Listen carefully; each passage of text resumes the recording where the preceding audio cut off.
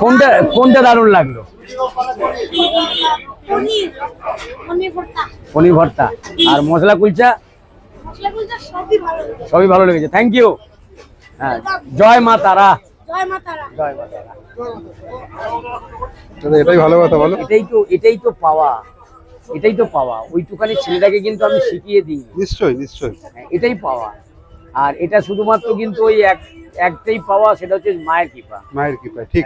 আমি সবাইকে বলি, সবাইকে, যারা আপনারা মায়ের সন্তান, মানে আমরা কোনোদিন বাবা মাকে অবহেলা করো না।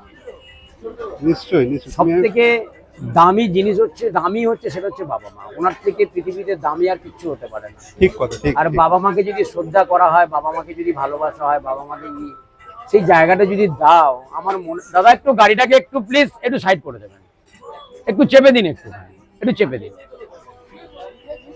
বাবা মাকে যদি সেই জায়গাতে বসানো যায়, তাহলে আমি মনে করি এত মানুষের বৃদ্ধাশ্রম তৈরি হবে। অবশ্যই দাদা, আমি দেখেছি, আমি তো প্রমোশনে যাই, সেখানে গিয়ে দেখি, আমি আমার কাছে এসেও ছিল, আমি বললাম না, ওইসব জায়গায় আমি যাব না।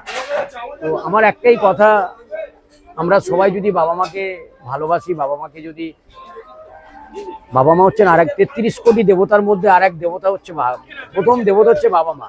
আর এই বাবা মা 33 কোটি দেবতার সমান। বাবা মাকে যদি ভালোবাসা যায়, বাবা মাকে যদি, বাবার আশীর্বাদ এইটা যদি পাওয়া যেতে পারে, জীবন ধন্য। জীবন ধন্য, ঠিক। জীবন ধন্য, তুমি একদম বাস্তব কথা বলেছো। আমি এটা বলি, আমি সবাইকেই বলি। আমি দেখি তো, অনেক দূরে গিয়ে দেখি আমি, বৃদ্ধাশ্রম তৈরি হয়েছে, বৃদ্ধাশ্রমে বাবা মাকে ছেড়ে দিয়ে যাচ্ছে, দাদু ঠাকুমাকে ছেড়ে দিয়ে যাচ্ছে। এত বড় করলো বাবা মাকে, বাবা মা ছেলে মেয়েকে এত বড় করলো, অথচ সেই বাবা মার মান সম্মান কিচ্ছু। এটা আমার কাছে অনেক কষ্ট, আমার কাছে এটা কষ্টদায়ক। অবশ্যই।